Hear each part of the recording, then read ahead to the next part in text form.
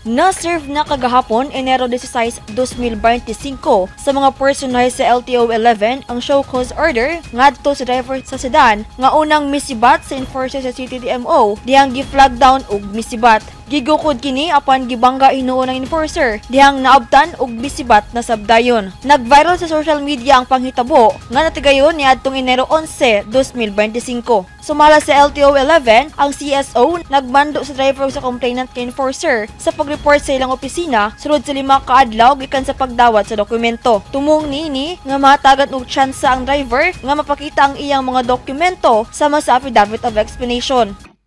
That explanation or affidavit, then we could probably come up with our own resolution about the incident. I'm not putting any, I'm not jumping into conclusions, but the possible sanctions, if found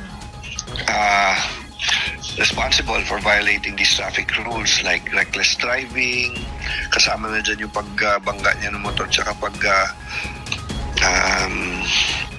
bundol niya nung traffic enforcer. Unang mangyayari paglabas ng show cause order, naka-alarm na kaagad yung kanyang sasakyan at yung kanyang lisensya.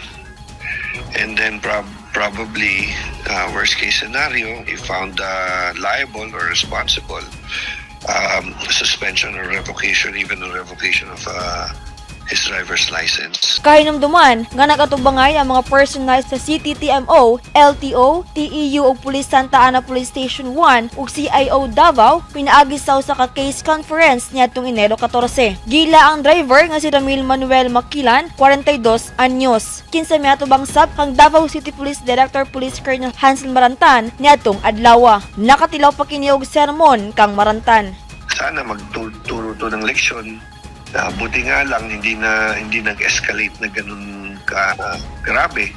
But oftentimes we see horrifying and nakakatakot yung mga disgrasya sa kalsada. Diyan ho nanggagaling dahil hindi tayo responsable sa pagdala ng ating mga motor vehicles at hindi tayo well-versed on our traffic laws and rules. Sana, padawagan lang natin yung may mga hawak na lisensya,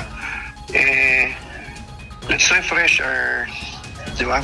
Para alalahanin natin anong mga responsibilidad natin pag tayo nagmamaneho o nagdadala ng mga sasakyan sa ating mga kalsada.